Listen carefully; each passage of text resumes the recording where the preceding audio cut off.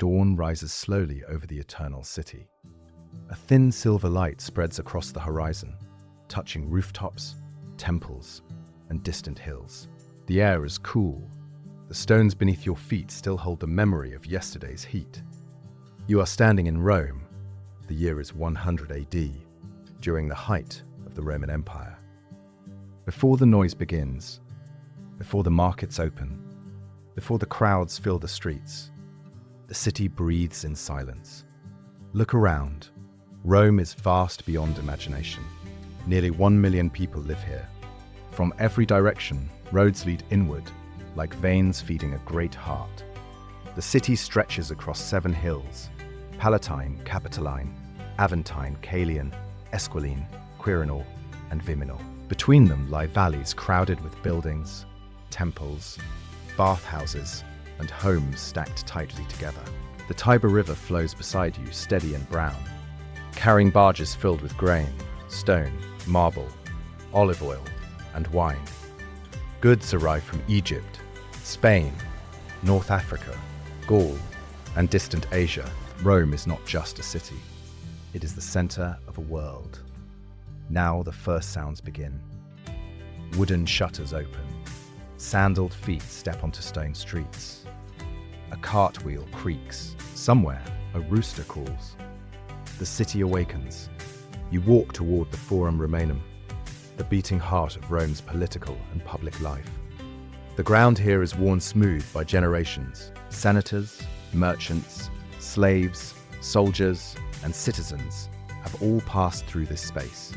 Temples rise around you, tall columns, white marble glowing in the morning light. The Temple of Saturn guards the treasury. The Temple of Vesta protects the sacred flame of Rome. Smoke from small offerings curls into the air. Men in white togas gather slowly. Their garments show rank and identity. A narrow purple stripe marks a knight. A broad purple stripe marks a senator. Slaves walk behind them, carrying scrolls, chairs, or baskets. Conversations are quiet but serious. Politics never sleeps in Rome. The empire is strong under Emperor Trajan. His rule is firm, organized, and ambitious. Rome is expanding. Armies move across distant lands. Engineers build roads, bridges, and aqueducts. The empire feeds the city, and the city governs the empire. But here, in the Forum, power feels human.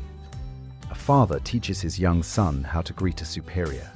A senator adjusts his sandals before entering the Curia, where decisions shaping millions will be debated. A woman passes silently, escorted by a servant, her veil protecting her from the public gaze. Life in Rome is layered. Every stone carries a story. You leave the Forum and walk toward the Subura district. The streets narrow, the buildings grow taller and more crowded. This is where ordinary Romans live. Craftsmen, laborers, immigrants, and the poor.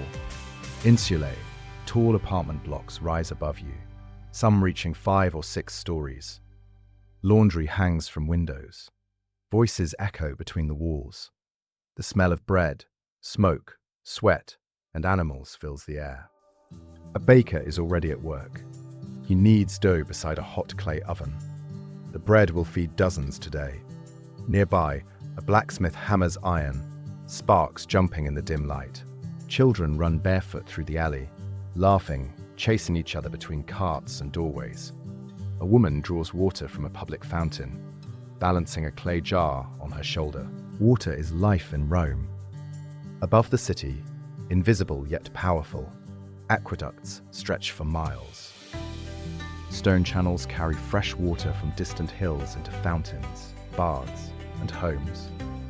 The sound of flowing water is everywhere.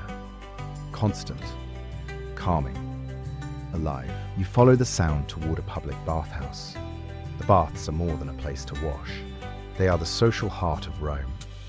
Citizens gather here daily, rich and poor, young and old. Inside, the air is warm and humid. Marble floors shine beneath your feet. Steam rises from heated pools. Voices echo against vaulted ceilings. Men exercise in the courtyard, throwing balls, lifting weights, wrestling lightly. Others sit and talk business, politics, family matters. Slaves move quietly, carrying towels, oils, and tools. A man scrapes his skin with a curved strigil, removing sweat and dust after the hot bath. Relaxation here is ritual. Outside, the city grows louder. Markets open across Rome. You enter one near the Forum Boarium, the cattle market. Traders shout prices. Animals move nervously. Coins change hands. You see olives from Hispania, spices from the east, glass from Syria, grain from Egypt. Rome consumes the world. A merchant weighs figs on a bronze scale. A customer argues over price. Nearby, a scribe writes a contract for two men sealing a business deal. Trade binds strangers into shared purpose. Yet Rome is not equal. Slaves move everywhere, carrying goods, cleaning streets, serving masters. Some were born into slavery, others were captured in war. Their labor supports the entire structure of Roman life. A few may earn freedom, many will not.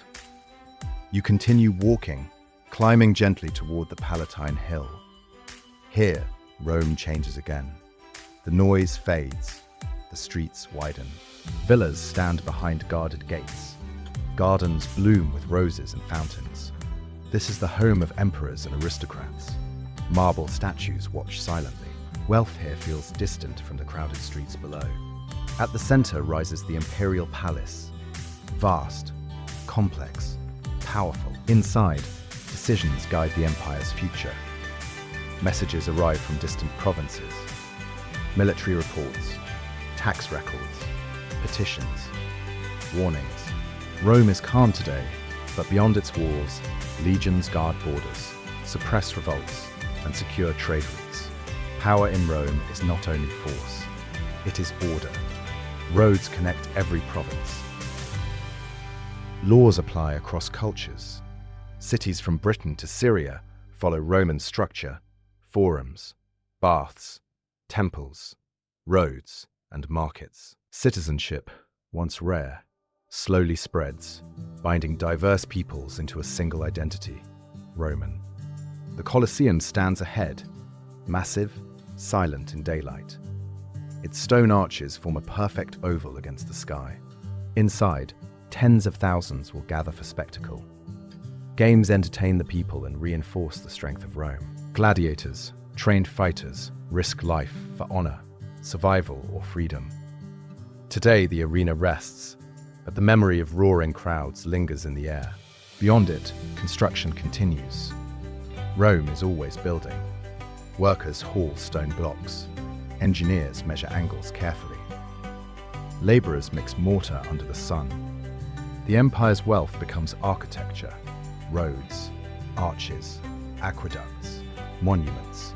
Each project declares permanence, yet beneath the greatness lies fragility. Fires often sweep through crowded districts. Disease spreads quickly in dense quarters. Political tension hides behind public order. The empire is powerful, but it depends on balance. Grain supply, military loyalty, economic stability, and public trust. You walk again toward the river as midday approaches. Boats unload grain sacks from Egypt. Without this grain, Rome would starve. Workers carry heavy loads across wooden planks. Overseers shout instructions. Dust rises in the sunlight. Feeding Rome is a daily mission as vital as any war. Nearby, fishermen mend nets. A child watches quietly, learning patience from repetition. Life continues in simple rhythms, even in the greatest city on earth. The sun now stands high above Rome. Shadows shorten, the heat grows. Crowds thicken. Voices merge into a constant hum. Trade, laughter, debate, argument, command. Rome is fully awake, and you are standing within it. A city of power, faith, ambition, and survival. A city where emperors shape destiny, where citizens seek honor, where slaves endure hardship, where merchants chase opportunity, and where ordinary lives unfold beneath extraordinary history. Rome in 100 AD is not only stone and empire, It is human, and the day has only begun. The afternoon sun hangs heavy above Rome. Heat settles over stone streets and tiled roofs. The city moves slower now, but it does not rest. Dust glows in the bright light. The sound of sandals, carts, and distant voices drifts through the warm air. You are still here, still walking, still watching the living heart of the empire unfold. Look toward the great amphitheater again. Crowds begin to gather outside the Colosseum. Vendors move among them, selling bread, olives, wine, and small clay cups of watered vinegar to cool the throat. Families arrive together. Friends meet and laugh. Some come for excitement, others for ritual. Public games are more than entertainment. They are part of Rome's social rhythm. Inside, the arena prepares. Gladiators wait in shadowed corridors beneath the stone. Some are prisoners of war. Some are slaves. Some chose this life for fame or survival. They train daily, eat carefully, and live with constant risk. A veteran checks his armor, slowly, calmly. A young fighter breathes deeply, steadying his fear. Above them, the seats fill. Senators sit closest. Citizens follow in order of rank. Women and the poor occupy the highest tiers. Even here, hierarchy shapes experience. Trumpets sound. The gates open. Sunlight floods the arena floor. Sand glows pale gold. The crowd roars like a rising storm. Combat begins. Measured, skilled, controlled. The outcome is uncertain, but the ritual is familiar. Victory brings honor. Defeat may bring mercy or silence. In this place, life and death stand close together, witnessed by thousands. Yet beyond the arena, Rome continues its quieter stories. You walk away from the noise, toward a temple near the Capitoline Hill. Incense drifts gently through the air. Worshippers arrive one by one, offering prayers, oil, or small coins. Religion in Rome is woven into daily life. Gods guard homes, streets, fields, and empire. Jupiter watches over power. Mars protects soldiers. Venus blesses love. Vesta guards the sacred flame, symbol of Rome's eternal life. A priest performs a ritual carefully, speaking ancient words passed through generations. The family bows their heads, seeking protection for a journey. Faith here is not distant. It is practical, constant, present in every action. You move again, descending toward a residential street. Inside a modest home, a Roman family gathers for the afternoon meal. The father has returned from business in the forum. The mother oversees the household, directing slaves, managing supplies, guiding children. Bread, cheese, olives, and vegetables lie on the table. They eat simply, seated or reclining, sharing news of the day. Family is the smallest unit of Roman order, yet it holds deep authority. The father, the pater familias, governs the household with near absolute control. Duty, respect, and tradition guide their lives. Outside, education continues. In a shaded corner, a teacher instructs boys in reading and writing. Wax tablets rest on their knees. They repeat Latin phrases aloud. Knowledge is power in Rome. Literacy opens doors to administration, law, and influence. A few girls learn at home, guided by mothers or tutors, preparing for their future roles within family and society. As afternoon fades, the marketplace shifts again. Shadows lengthen across stalls and awnings. Traders count coins, weighing profits and losses. A butcher sharpens his blade. A potter inspects newly fired clay vessels. Economic life in Rome is constant movement. Supply, demand, labor, and survival. Wealth flows through trade routes, stretching across continents. Yet most Romans live modestly, working daily for stability rather than luxury. You walk toward the great baths once more. Now they are crowded. Steam fills the chambers. Conversations grow louder. Business agreements are whispered between warm pools and marble benches. News travels quickly here. rumors of distant wars, grain shipments, political appointments, and imperial decisions. The baths are Rome's living network, where information moves freely between classes. A retired soldier sits quietly, scars marking his arms. He once marched far from home, guarding borders in lands of cold rain and foreign speech. Now he lives here, supported by the empire he served. Military strength sustains Rome's peace, but peace is never permanent. Legions remain vigilant along the frontiers: the Rhine, the Danube, the deserts of the east. The empire must always defend what it has built. Evening approaches. Golden light softens the city's edges. The heat fades. A breeze rises from the Tiber. Lamps begin to glow in doorways and streets. Rome changes again. You return toward the Forum, now quieter than morning. Officials depart. Merchants close shops. The great temples stand calm beneath the darkening sky. Power sleeps, but it does not disappear. In the Suburra, life continues differently. Families gather in crowded rooms. A woman tells a story to calm her child. Neighbors share food and laughter. Somewhere, a musician plays a simple tune on a flute. The poor find comfort in community, even within hardship. Above them, tall insulae creak softly in the cooling air, fragile yet alive. Near the river, taverns fill with workers and sailors. Cups of wine pass from hand to hand. Voices rise in debate. Politics, taxes, rumors of new laws, praise or criticism of the emperor. Public opinion matters in Rome. Emperors understand this. Bread and games, order and supply, these keep the city stable. Night deepens. Torches flicker along streets.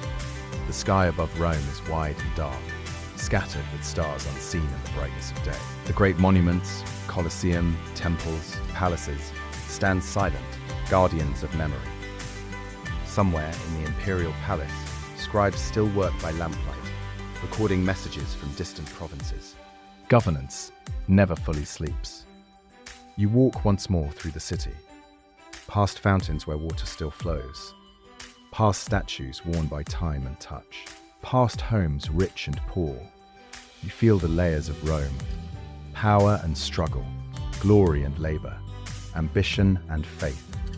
This city is not frozen in marble. It is living, breathing, changing every moment. In the distance, a funeral procession moves slowly through torchlight.